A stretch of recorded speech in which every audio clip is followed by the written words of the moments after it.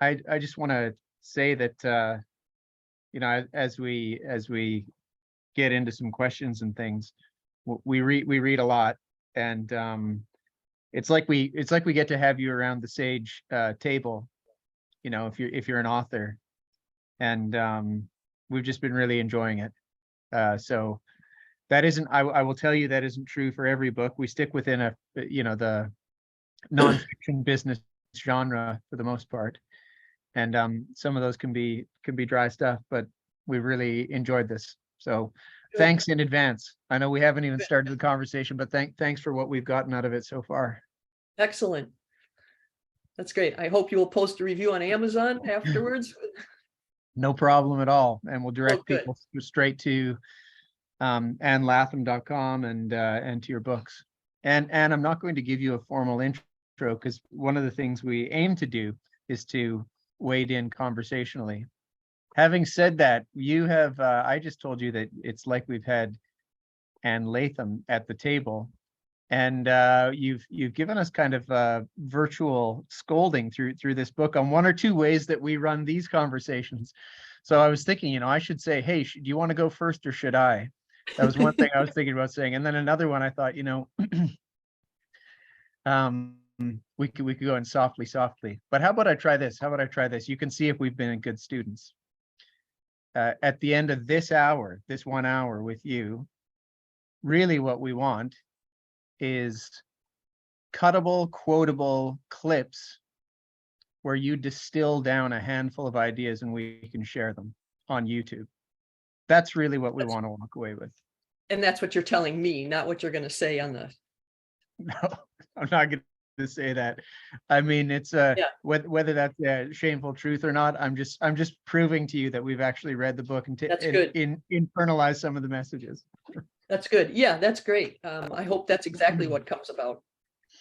And what I hope for my readers, I hope for your listeners, what comes about is that they see that they aren't as clear as they think they are, and they are intrigued enough to go read The Power of Clarity. Yeah. So I have this handy to hold up. Good stuff. Appropriate moments. Well, all I have is like the iPad version, so that one looks a little better. Well, let's get straight into it. I'm gonna, for the first question, I'm gonna let you know it's actually the last one. I'm going to ask you the very last about pickleball and or unicycling. So I'm just putting that in the hopper so we can get to it by the end. We are not leaving this conversation until we talk about those two things. Okay. Is there a lot of pickleball in Singapore? I just saw it for the first time at the Singapore Recreation Club, and I will confess that I don't know what it is. Oh, okay. Fastest growing sport in this country. Okay, great. And tell the folks who will listen to this a little bit about what you mean by this country, because so many of the folks that are kind of germane to our community are actually Southeast Asia. And so your neck of the woods up near the Canada border and so forth, I think would be quite interesting. Can we just go there for a bit? Sure. Now? Or Yeah, please. So what do you want to know about pickleball or about? Oh no, I'm saving that till last. Saving that for last. Maybe just give people context for like what part of the US you live in, and what that's like, what's going on there. Right. Well, I live in New Hampshire in the US, and we're north of Massachusetts and Boston. And it's funny because we're only 55 miles as a crow flies from Boston, but you would never know it because it's so much more rural. It's super forested, and the weather is completely different. So today, for instance, we're expecting to get 14 inches of snow, and they might get nothing. So it's totally different. Wow. And I understand from our research that you like a bit of skiing among other sports, but you're no stranger to making good use of snow. Yes, I like downhill skiing and cross-country skiing. I like skating. When I was about in my 40s, I joined an ice hockey team, which is ridiculous because I'd spent the previous year teaching myself how to skate. But I had so much fun. It was, I was actually living in Minnesota at that time, which is notorious for hockey, and they had an incredible number of women's teams with people ranging from former Olympians in their 20s to the oldest woman I knew was like 75 years old. Wow. And Wow. we just had so much fun. It was great. Wow, that's super. Well, being of Canadian extraction, I can always appreciate the culture of strapping on some skates. And usually they're skating around the pond, but maybe a rink also. Yeah. And My daughter's oh, sorry, please. Yeah, your daughter? my daughters played ice hockey. And so one of my favorite things when they were young was to play pond hockey with them and get out there on the ice with other families. And it was wonderful. And of course, now with global warming, it's almost impossible. There's so little outdoor ice that you can count on, if any. Yeah, you've got to move to Greenland for that stuff. Yeah. Predictably usable pond ice. Well, a gear shift. I wanted to say how much we as a team enjoyed reading your book. You've written 3 books that we know about. Maybe there's more, but there's Disconnect Principle, Uncommon Meetings, and what we want to dig into, which is Power of Clarity. So, This one. yeah, super. So when was that out? We were going to direct people to it so they can pick it up on Audible or Amazon soft copy or paperback. Great. Yeah, the Power of Clarity should be available almost anywhere, and it came out a year ago last summer. Yeah. Summer. Yeah. So July of that's 21. And the Disconnect Principle came out just last November. Okay. Wow. Uncommon Meetings goes back farther, and then I also have a 4th one, the Clarity Papers. And they can all be found. Is it online easily? All of them? Right. Disconnect Principle is only on Amazon right now. I just got the files today so that I can spread it farther. But yeah, all the other ones should be available everywhere. Well, super. I really am quite keen to dig into this. Our work at Sage is academy building, which means that we follow the lead of our clients, but we also work alongside them to inform them on what should they teach and learn at work.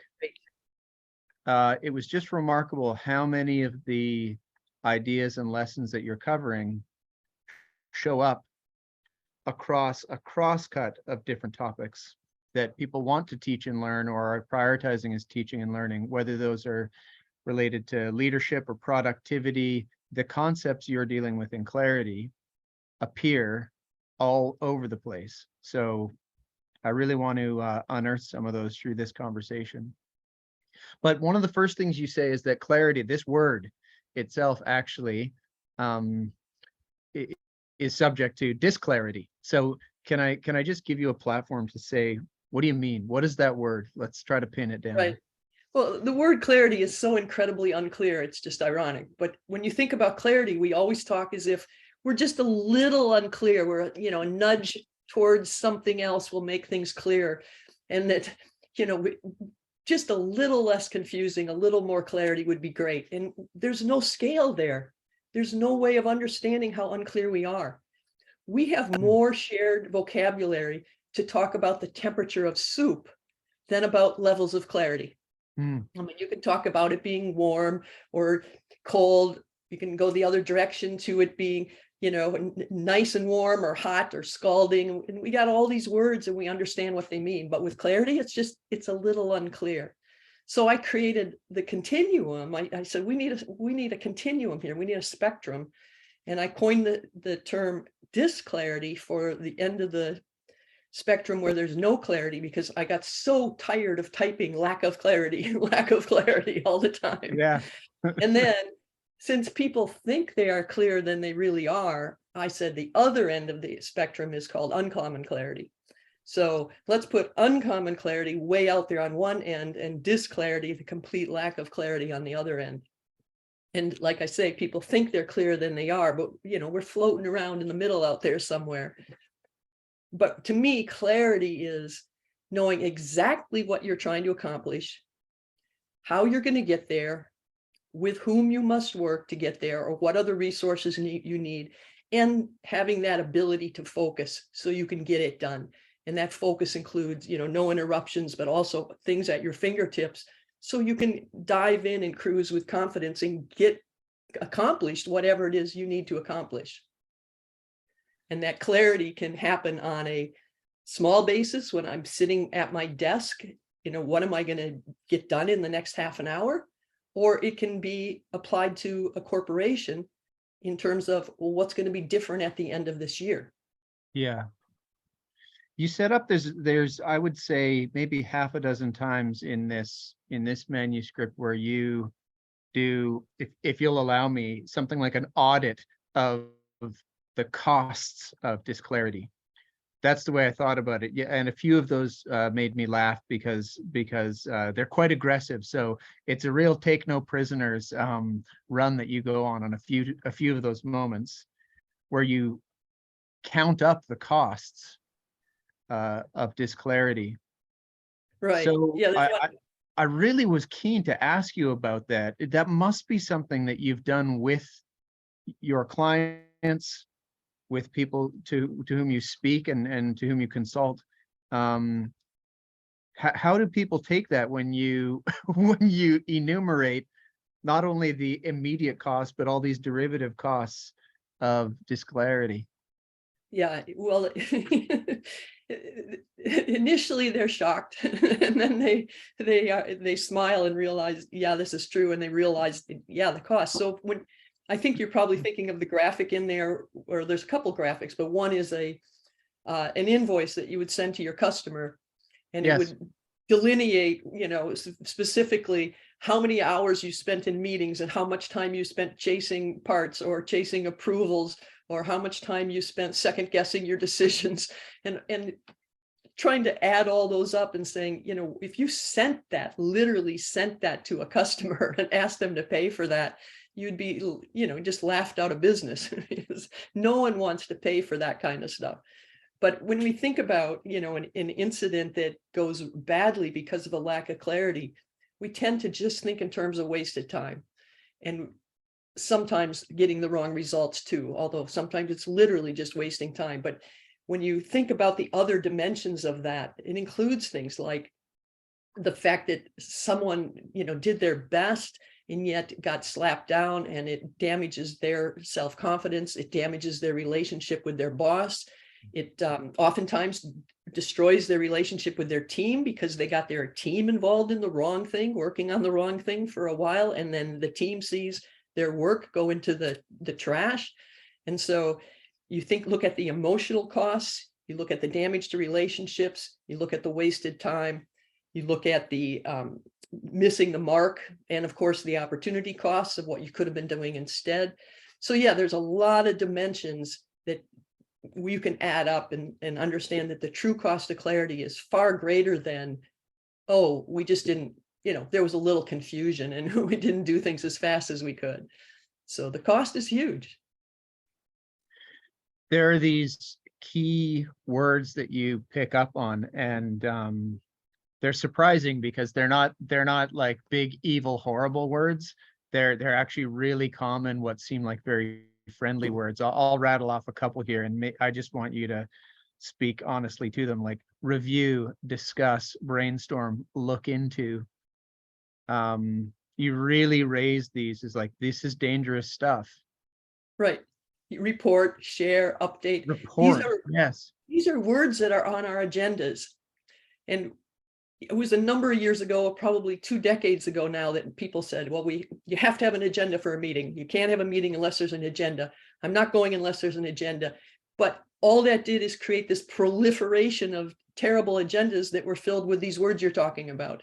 And the problem with these words, I call them treadmill verbs, because there's no way to know when you're done. You can report forever. You can share forever. You can communicate forever. You can discuss. You can update. You can do these things forever. There's no destination. There's no way to know when you're done. So if you ask someone to report or review, you're giving them an open-ended invitation to just talk.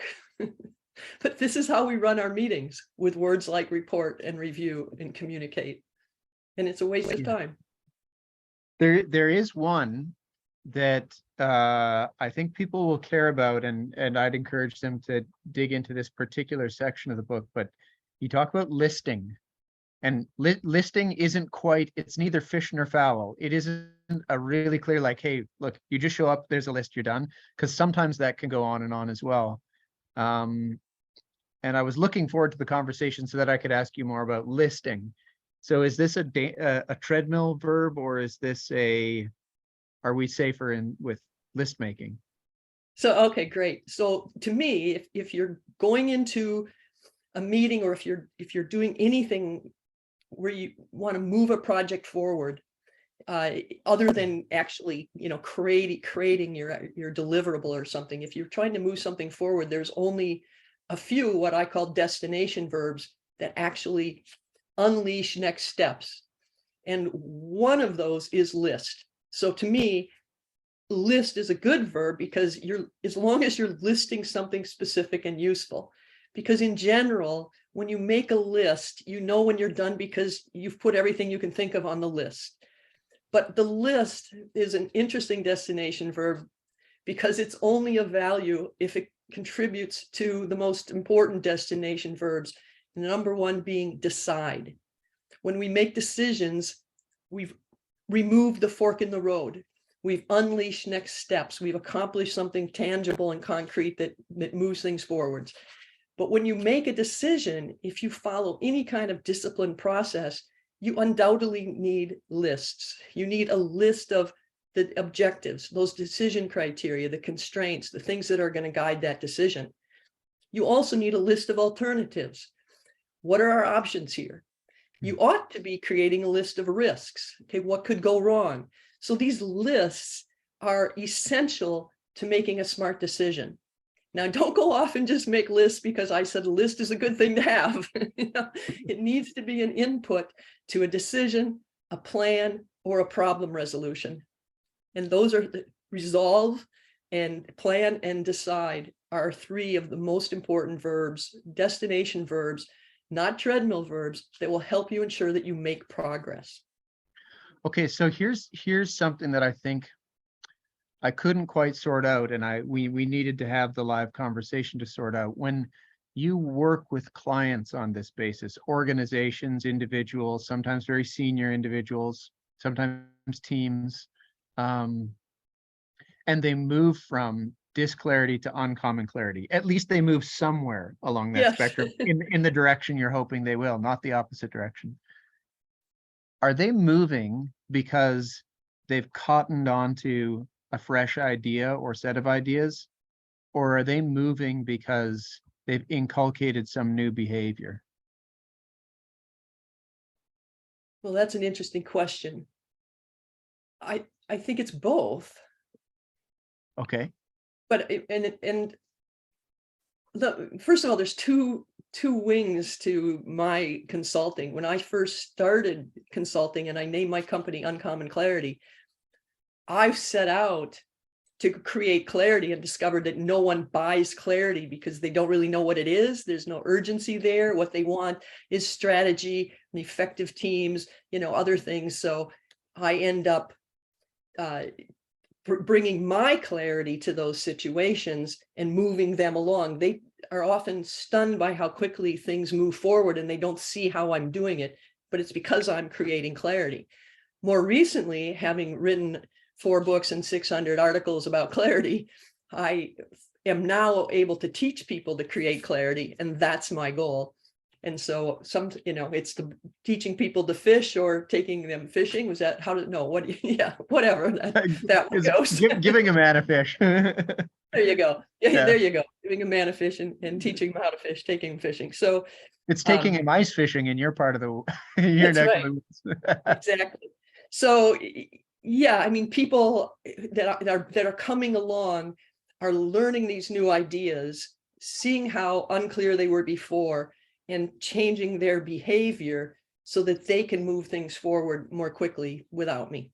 And that's the whole point of my writing the book, The Power of Clarity, because I wanted people to learn both how unclear they are, so they have that sense of urgency, so they make the changes that they need to make, so they can move things forward much more quickly. But it's not just moving things forward, it's also clarity gives you confidence, and it helps you empower other people to do things better. So that the potential benefits of greater clarity, if I actually started listing them, you'd think, okay, this is getting ridiculous, but it's huge. Yeah. Because it is everything from productivity and confidence and empowerment and satisfaction with your job and with your coworkers. It's incredibly broad. Well, I'd say one of the rhetorical punches that you landed, you mentioned it just earlier when we were speaking, and I did not expect or see this, neither did the team, was that relationship damage or relationship, let's say salve or relationship building can root off of clarity or disclarity respectively. I was surprised when you were listing, look, there's relationship damage that is a derivative of this. I thought, oh, that's a funny thing to include, but then it really started to make sense. Maybe with some of the examples that you illustrate. But you certainly list, you frequently will name that, and you did, and even when we were discussing, can I just ask you to go back to that? Like, how is it that if we go into a meeting and I muck around with all these vague treadmill verbs, relationships get damaged in the end? Oh, okay, that's a good one. So one of the worst ways that a person can start a meeting is if they walk in and say, the person running the meeting turns to the person next to him and says, would you like to start or should I? And this is a disaster because they obviously don't have a plan for how they're going to achieve what they need to achieve. And I always say that you should never start a meeting unless you know what must be different when it ends. So you should have that sense of what are, when I said clarity is, we know exactly what we need to accomplish. How are we going to get there, with whom, and what resources do we need? So you should only have a meeting if you know exactly where you're going and how you're going to get there, and you've got the right people in the room. So when you turn to the person next to you and say, would you like to start or should I? You've just relinquished control. They could go running off on tangents. You have no idea what's going to happen. And if you don't have that plan and you're kind of wandering around and allowing a lot of discussion, you've got a room full of people or a Zoom full of people who they're busy. They want to get back to their desks and get their job done. And so you are wasting their time. And when you waste people's time, you lose their respect. You look like an idiot, and the people who are so eager to get back and get the real work done they're not going to trust you as much. You're going to have a harder time getting them to come to the next meeting. You don't develop a good relationship. And then if you let other people run amok in the meeting, they lose respect. It damages people's respect for each other and trust for each other. And so I think the cost there is something we totally neglect, but it's incredibly wasteful and harmful. And it can, in some extremes, it can destroy people's careers, because someone, can go off on a tangent or get really mad, and, who knows where things go. It should never happen. Yeah. There, one of the other places that we have seen that a similar notion, and a bridge was built in my mind when we read that, is very old literature, old proverbs that basically say, like, folly, foolishness is actually wickedness. And so it's not so simple that, like, oh well, look, we kind of killed that one and wasted that one. Too bad we lost a meeting there and not much got done. It's not funny. And in the end, actually, there can be some pretty sobering consequences if that continues. So Yeah. anyway, it was remarkable to see it there, and you touched it a number of times. I want to make a jump to something. I'm my background, my training is philosophy, and you touch on cognitive objects. When I read that, I thought, like, wait a minute, was this written by John Stuart Mill? Is this Kantian, this idea? But I really liked it. I'm going to do some of my own kind of meditations and writings off of this, because I think it's a very deep and interesting idea. But if you'll take me with you, what are cognitive objects? Right. Well, I talk about it in the context of explaining how we've made such incredible improvements in productivity and quality and timeliness, and customers expect pretty much perfection these days. When you go buy something, you expect high quality and you expect it to be delivered the next day. But if you look at all the process improvements, the Six Sigma and the lean manufacturing and all that kind of thing, it's all been focused on physical objects. It's been focused on taking raw parts into a factory and moving parts and assemblies and pieces through till they get shipped out the door. And it applies not just to factories, though. It'll apply to banks that are taking in loan applications and sending loans out the door. But we focused on the physical aspects of the things that we are delivering to customers. And I refer to these as the production processes. So these are those hardcore visible things that you move through the building and ship out to your customer or bring to your customer or whatever. And none of this attention to process and getting everything ship shape and streamlined has been applied to what I call the cognitive processes.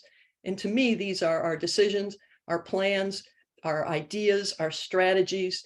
So we've got these super well-defined processes. And then when you move away from the production processes, and you are sitting in meetings and you're involving knowledge workers and managers and executives, these people don't move physical objects around. They move cognitive objects. They move ideas and strategies. But we don't have well-defined shared processes for moving strategies, ideas, decisions, plans. A decision is probably the most important thing we do in our personal lives, as well as every single day in our businesses. We have to make decisions. And yet, if you asked 15 people to describe their method of making decisions, you would get at least 15 different answers or silence. We get in a room and talk, we make a decision. But there's not a good, solid, disciplined process for moving decisions forward. There should be. There's been plenty of people that, Kepner and Trago wrote the New Rational Manager, what it's called, years ago, and defined great processes for these things. But they haven't stuck because people don't realize that the whole idea of moving cognitive objects is an area where we should focus. It's a real bend, I think, in how to think about something, to apply what ultimately is a metaphor about the way that a piece of iron ore can go through 20 steps, to think about how a concept or an idea or an initiative can go through steps. Right. And either for something like a decision process, you ought to have a standard 4 steps that get you to a decision. Same with planning, same with resolving problems. There ought to be a common language about how do we do these things. And when you're dealing with something bigger than just a decision, you should pay attention to process. Okay, what is the process we're going to use before you start wandering in and wandering around and having what I call kitchen sink conversations that weave all over the place and are focused on 10 different things at the same time. So suppose that we get some real forward thinkers, for like yourself, right? You're the queen of clarity. So suppose we get the jack of clarity working over in Poland, and in India we get someone else kind of working on it, and over time a real retinue of folks who are saying, look, we're going to dedicate ourselves to refining this area. Would you expect that cognitive objects and cognitive processes look different in different industries, so that you end up with something like the legal decision-making processes, which are different in nature from, I don't know, the banking decision-making processes, because that happens a little bit with in the physical world, right? Mhm. Light manufacturing, or, like metal parts stamping, has some fundamentals the same, but it's different than a bauxite mine, even though they both represent precision in their own way. So would they be different? I love that question. No one's asked me that question before, but I believe that if you look at like the decision process that I use is 4 steps, and I would love someone to show me why this doesn't apply everywhere else. Hmm. So in order to make a decision with, especially with other people, but even with yourself, all by yourself, sitting at your desk, the first step is, what specifically is that decision? What needs to be decided? Because normally when we talk about decisions, it's really a whole host of decisions. And I think of them as cascading decisions because there's usually a logical order to when you need to make decisions. So for instance, when someone says, I think I want to buy a new car, there's the question of, are you buying an additional car? Are you replacing a car? Are you going to buy a car or lease a car? Yeah. What do you want to use that car for? All the multitude of decisions involved in buying a car. And so those are the cascading decisions. And so the first step is, wait a minute, what decision are we really making right now? That's Right. step number 1. And the step 2 is the objectives, which includes, what are the decision criteria? How will we know a good decision when we see it? What constraints, what limitations are we dealing with? So that's step 2. It seems to me that would apply everywhere. Step 3 are, what are the alternatives? What choices do we have? The biggest sin here is that people don't look at enough alternatives, including doing nothing is always a legitimate alternative. Step 4 is, okay, we think we've got the best decision. We've chosen the alternative we think will work best. Step 4 is, what are the risks? What could go wrong if we do this? You see multitudes of examples in real life where people latch onto a great alternative. It's super exciting. They go running away with it, and they never stop and ask, oh, could there be a downside here? And they don't think about what could go wrong. So I would love to hear people from, clarity experts, people from all over the world, tell me what of those 4 steps you wouldn't want to follow regardless of the situation. I would too. I'm not going to venture a guess on their behalf. I'll tell you that two areas we've dug into in the past that I think would be great to just hear you comment on if we could one day in the future. One is creative process, where there's some real rigor, and they have to go from vague, mysterious, the muses come and sort of inspire us in some way, and then later some beautiful thing comes, to manifest itself in the world. That's a mysterious one, but there are processes that people have been pinning down and revising and working on. And then, of course, the philosophers who, since the pre-Socratics, have been saying, well, what is an idea, and how does it come to be, and how do we get rid of the bad ones? We might have to bookmark that, and for another time, but certainly I think you'd have something to add to those schools of decision making or idea generation. Can I comment on one right now? I would love it if you would. Okay. So the creative process is great, and I love the fact that you use the word process. I think people who sometimes when they listen to me or read some of my stuff, they think, oh, this is just too rigid, it won't work for a lot of things. But the key is that even creativity includes a process if you want to try to move it along quickly. And part of that process might be, okay, I get in the shower because hot water pounding on your back is supposed to be good for generating ideas. And then within a process, there are times when the point of the process is to narrow things like a decision. And there's times in the process where the whole point is to expand it as much as possible. And a decision is all about narrowing, but generating the constraints, the decision criteria, that's a broadening. generating alternatives. So that's a broadening. So we have to have that ability to go back and forth between those two types. But when you're working with other people, the advantage of the process is it gets everyone doing the same thing at the same time, or at least, you know, in a planned asynchronous way, so that you actually can move things forward together. So yeah, the creative process has to include interesting ways of moving things outwards and opening your horizons and getting you to look at things in different ways. And that should be part of your process. Well, we've waded together into an area that I wanted to bring up as maybe a challenge. I want to sort of see if I can kind of challenge you on this side, say devil's advocate style.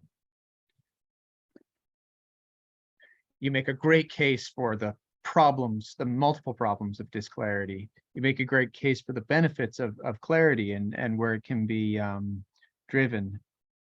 What about all of these kinds of activities that I think people will have in the back of their head and say, wait a minute, like, wouldn't Ann come in here and rain on our parade for all kinds of wonderful workplace activities like team bonding, creative alternative idea generation, rethinking problems back over from the start, free form and open listening by the leaders to the juniors, giving the slower employees a chance to catch up rather than sort of like, why don't we just give this to the A students, let them race to the finish line, and so on, right? Let's say there's a bunch more like that.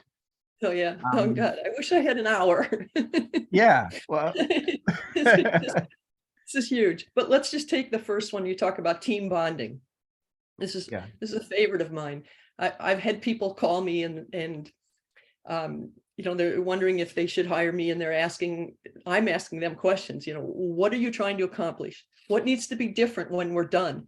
And they can't articulate that. They're talking about, you know, they want to make their team more effective. Well, how would you recognize more effective if it happened? What would it look like? What would be different? And if they literally can't articulate it, I'll say, you know, why don't you go play paintball with them?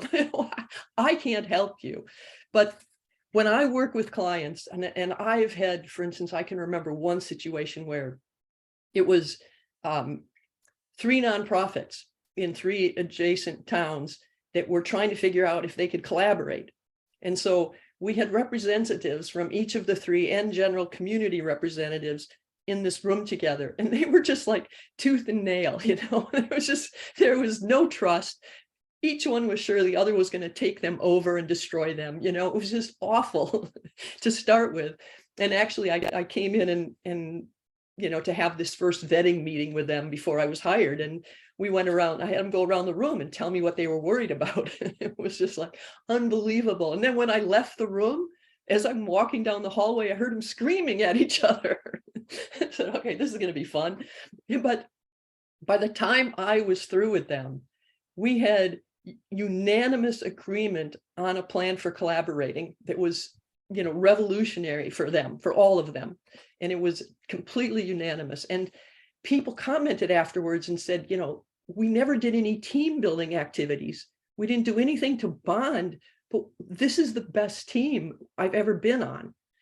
And the answer, I believe, is that the absolute best way to form strong relationships and to bond as a team is to accomplish something together. So, and in order to accomplish something together, you have to listen to each other. You have to understand why you have differences of opinion. You have to understand where the other person is coming from and what's most important to them. And so as you get through those obstacles to come up with a unanimous, strong solution to a problem, if you do it right, you should build a team. And if you force a unanimous decision that's not really unanimous, and you just kind of coerce people into, you know, arriving at some conclusion, you don't build a team. And it's one of the first indications that you didn't really get there. You didn't really generate that commitment, is because there's not a team. But to me, the best way to bond and create a strong, powerful team is to accomplish something together, and to do it in a way that you truly understand each other and overcome each other's obstacles together.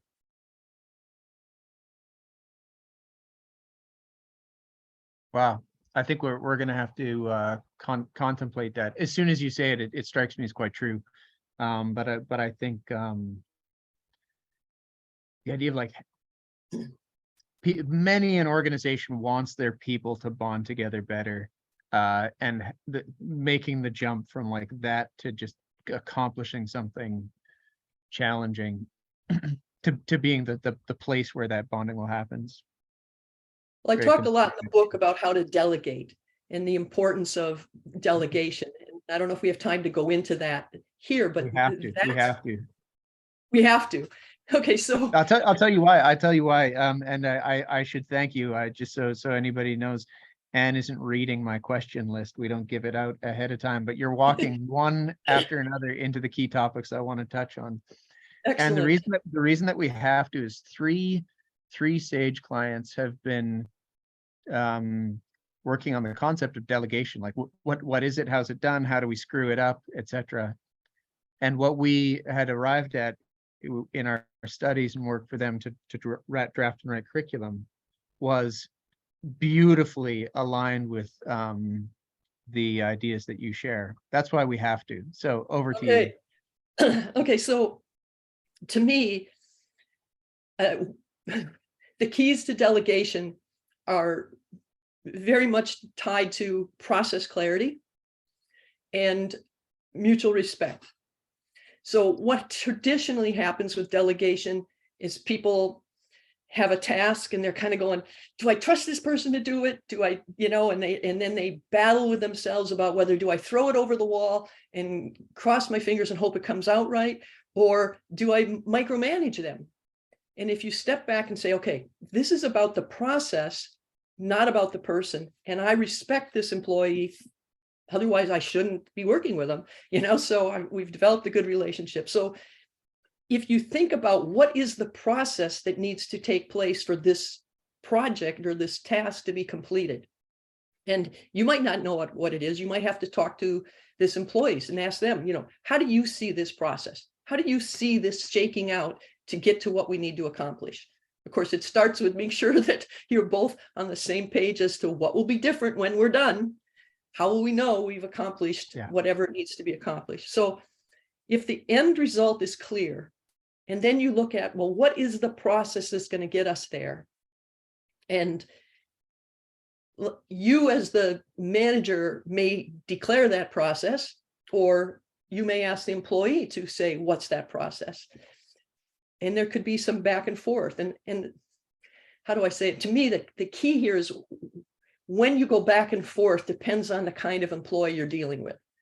So if I have, let's just say, if I have a very senior employee and I want to hand off a task, and I would say, okay, let's just talk about what needs to be different when we're done. Get that clear. Okay, now let's talk about the process you're going to use. What does this look like? And then as the manager, I would say, okay, where is it that my input is vital? Where is it that I need to touch base in that process? So it's about being sure that the results are good, not about whether I'm going to trust this employee. So, okay, I think I need to give input on the objectives. I think I need to check in with you here. So you lay that out, and then you check in at those times, not every Monday morning, because it's Monday morning, but when those things are achieved or when there's obstacles. If it's a more junior employee, you also figure out what the process is. Either let them start and you supplement that, or vice versa. How do you come to that process? And then where do you need to give input? Where do you need to engage to be sure they're thinking this through? What are the steps that you want to touch base? And it's about being sure that you touch base at those times so that you can ensure that, yes, they've thought this through. Yes, you've given your input when you need it, or maybe you need to tap into a third person or, a whole team in that case. So it's about process clarity and being clear about those outcomes and being able to step back and decide based on the people involved, where do we need the right people involved at the right time to get this right? Does that answer your question? Well, it answers one of my questions, and I'm afraid Hydra, like it generates a few more.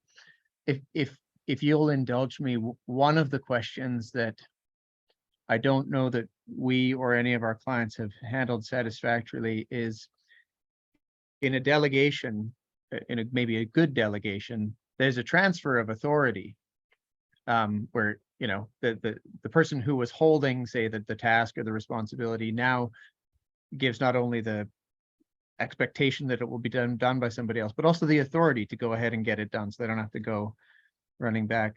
But it seems like when the authority goes over, so also does a little bit of the authorship of how this is all going to take place. So now that person's going to own the outcome, and they get a little bit of the rights to say how it will all happen. But that's a transfer. So something funny happens in that transition, which is that this person may have drawn up the blueprint for how the end effect will happen. But as they hand it over, they also hand over some of that blueprint drafting or redrafting. So there's some maybe the question's not obvious, but to me there's a mystery in there as to like what happens in that transition, because it goes from one person's plan and schematic to another's. Right. Okay, that's good. To me, that this authority transfer can be the cause of disaster. So it's a little bit tied to this idea of I'm throwing it over the wall now. And what I'm suggesting is, in terms of, if you've put the focus on the process, then you're saying that at this step, maybe the first step in establishing the objectives of the project, I have the authority.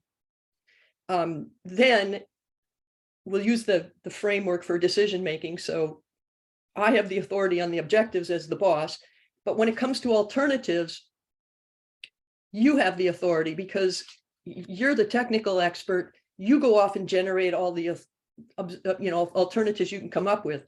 But I want you to come back and show that list to me in case I can add to it.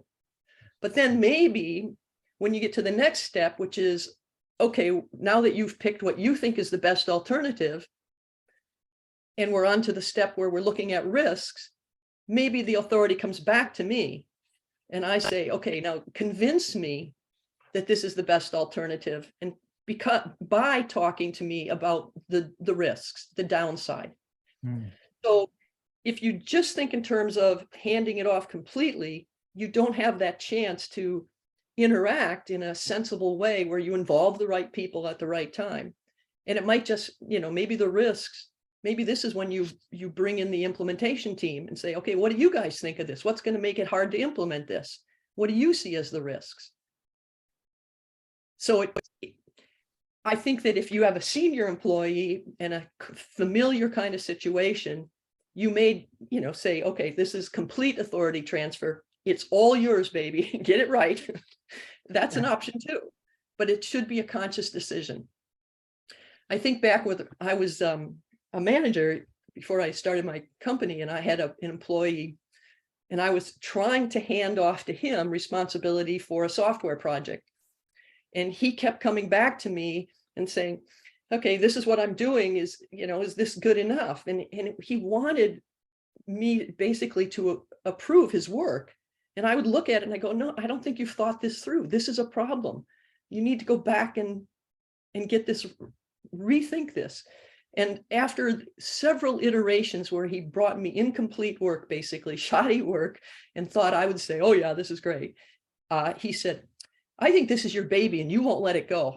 And so I finally said to him, look, John, the day you know more about this than I do is the day it's yours. But I'm not going to just sit here and say, oh, that's excellent, John, when you haven't learned enough about it yet and thought it through. But you become the authority on it by being an authority on it, not because I say it's yours. So that the authority transfer has to come with the appropriate knowledge and judgment as well. This is such an important topic. Please write more and speak more on this. I just sense that in the conversations that we have with organizations and professionals, of all the places where disclarity shows up and causes strife, it's here. Yes. But it seems like it's multifaceted. There's many facets to the way that this business of delegation appears and goes right and goes wrong. We'd love to just hear more from you on it, since I think probably not too many people have hung around the hoop long enough to sort of on the topic of clarity, and that seems just so central to delegation. I think that I could draw a parallel between what I'm talking about that helps delegation and the same thing that happens when you facilitate, I won't just say facilitate a meeting, but a group process, where you need to have a clear idea of what the process is in your mind. You need to communicate where we are in that process to the group. They need to understand those steps and which one we're on now. And you need the ability to say, look, I don't, so let's say you're on step 3 of a process and people are getting squeamish. Let's go back to the decision-making process. You're picking the best alternative and you see there's discomfort in the room. And there are some people who are pushing back and they're not happy and they think that we're going astray. And you don't coerce them into accepting the alternative that the majority likes. You say, wait a minute, if you're not comfortable with these alternatives and the one we're heading for, I think we got the decision criteria wrong. So let's go back and look at the objectives, the decision criteria, and figure out what's missing here, because the alternative we picked fits the best. So when you do that with a group, then the group isn't just thinking that this person is being obnoxious or selfish or whatever they might conclude about a person who is digging their heels in and preventing progress. You get the whole group focused on what did we miss back here on step 2, deciding what the decision criteria are. What's missing there? And there's always something missing. So you bring the whole group back, you get the whole group focused on what did we miss? Help, talk to the person who's uncomfortable. Tell us more about why you're uncomfortable. Almost always they will finally say something where you go, oh my God, you're right. We need to add this to the decision criteria. And it changes how we look at the alternatives. So that attention to process and being sure that people are comfortable with each step of the process applies to delegating as well. So if you and the person you're delegating to are comfortable with the process, then you have the opportunity to say, are we really clear on what these objectives are? If we're messing up downstream, are we really clear back here? Did we get the right inputs here? Are we, do we need to talk to some other people? Do we need to have more technical people involved? So that attention to process and being sure everyone understands what kind of input we need at each step improves the chances that your delegation is going to be successful. Does that make sense? It does. It does. We are going to be circling back to you in the space of some months to hear more about this. We're also going to read, I think, your other book. So if there's more in there, that would be helpful. Delegation, I think, is just, in our work, we listen to what our clients seem to be worried about or obsessed about, et cetera, because we move quite broadly across their topics, and delegation matters. So we'll be reading more of what you have to say, and we'll be sharing what you've just shared now, because I just sense that those are very deep waters. Yeah. Yeah. The most recent book I just published is Disconnect Principle. This was the post-it on the wall that didn't fit in the power of clarity. Right. It's like I couldn't get to that. I couldn't cover it. And it is it's a great follow-up, because it is all about, you know, I can't go into it because I can't tell you about the whole book right now, but this focusing on process and instead of focusing on the person. In delegation, we tend to focus too much on the person. Do they have the right characteristics? Do we, you know, do we trust them? Are they reliable? Whatever. Whereas Yeah. if you focus on the process, then you can work that out relative to the process instead of focusing on the person. So the disconnect principle is how do we eliminate difficult conversations with clarity and empathy? And it's about focusing on the situation, not the person. So there's an analogy here of when you have difficult conversations, the whole reason they're difficult is because you're too caught up in, did this person do something wrong? Is this person at fault? Is this person screwing up? Forget that. What's the situation? What exactly isn't happening the way we expect? And how do we get to where we need to go? So it's also related in that it brings you back to process clarity as the way to avoid the problems. So, you know, back to your question earlier about how relationships get destroyed by a lack of clarity, this is absolutely key. And when delegation goes wrong, it's often because when things don't work out very well, we start judging the person. We start telling them they screwed up. We think they are unreliable. We demote them. We don't give them more responsibility. But the fault is with the process. We didn't bring in the right people at the right time to double check, to be sure things are on course, to be sure we didn't need more inputs, to be sure we didn't have to ask more questions. Please reserve a slot on your dance card for us once Sure. we get the chance to read that book. We never interview anybody without reading with some reasonable rigor what they write, and we will read the book. Good. And we'd love to Thank speak with you about it once we do. That would be great. That sounds super. I said that the last question was pickleball and unicycles, which it will be. But before then, I sort of wanted to end on an up note because I sense that some folks may read this and think, oh no, this is like an anthem for push-ups and sit-ups and eating vegetables. Like it all just sounds like so much damn work. But you have this concept you return to again and again, cruising with confidence. And I know because of the way in which you write, the kind of voice you have when with the pen, that you didn't choose those words for no good reason. You didn't just randomly stumble across them and not think of alternatives. What is cruising with confidence? Why do you repeat that so often and return to it so often? Right. So to me, cruising with confidence is that feeling you have when you are ultra productive and you're just moving ahead and you can knock down walls. You can speak up. You feel strong enough to push back against anyone who's getting in your path. And that confidence and that ability to cruise all comes from clarity. You know exactly what you're trying to accomplish. You know how you need to get there. You know with whom you need to work. You have the resources you need. And if someone gets in your way or an obstacle pops up, you can cruise right through it.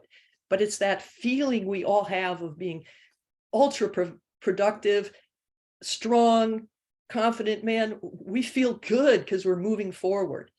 And so I make the case it's all based on clarity. And the more time we can spend cruising with confidence, the more productive our companies are, the more productive we are, the more satisfied our customers are, and the happier we are.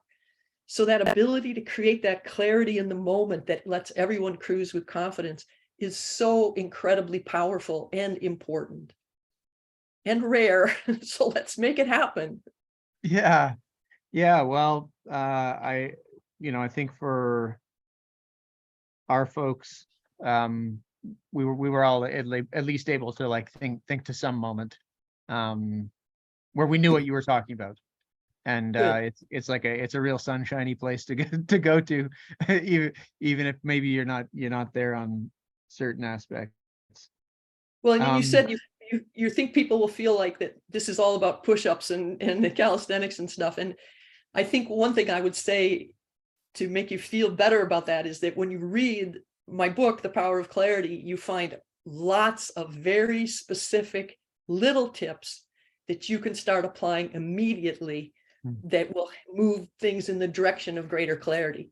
So it's not like you got to go read, this giant philosophy book and change the whole way you think about the world, but you do these little things and you will change the way you think and act and interact with the world. One way in which this book is absolutely unlike any other is that the headings and the subheadings are so numerous and so short. You could just flip through that thing and sort of read it at red lights on your commute or something. It was a very interesting way to structure the book, and I listened through it on Audible, which I shared already. But I thought, holy cow, how many chapters are in here? But actually, all the chapters were like 2 minutes a piece on average. So it was great. It's actually a very enjoyable way to digest material. So that's good to for what hear. it's Thank worth, you. there's one reader's perspective. Excellent. Tell us about pickleball. All right. So pickleball is my current addiction.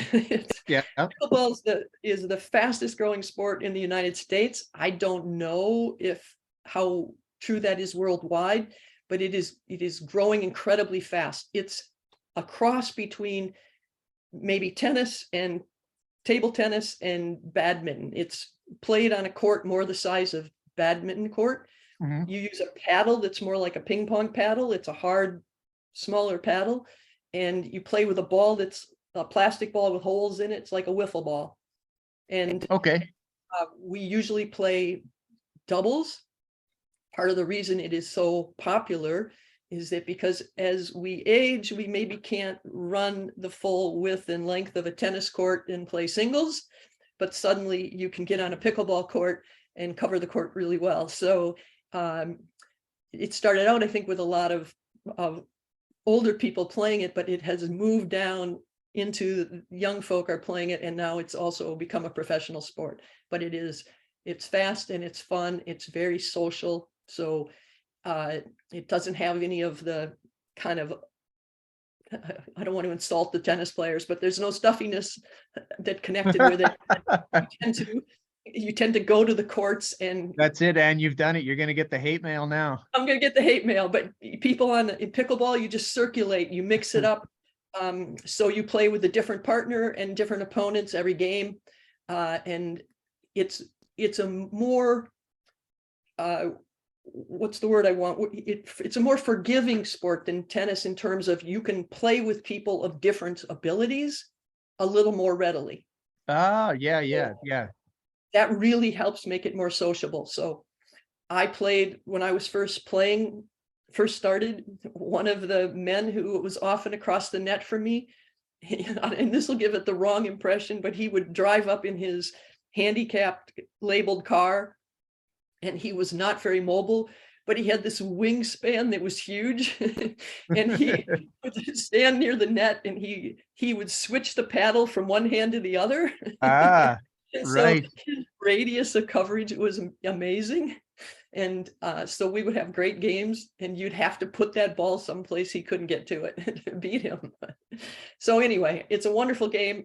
And my husband and I play about 6 times a week, and we just love it. Fantastic.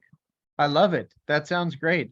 I mean, we had some fun digging into your bio because there's a bunch of like really unique things in there, from like the places you go skiing to notes on unicycles, but pickleball was brand new to us. So but besides just the I think treasure chest of ideas you have in the book, maybe a few people will go down a YouTube rabbit hole, look at some pickleball, and attend their local chapter.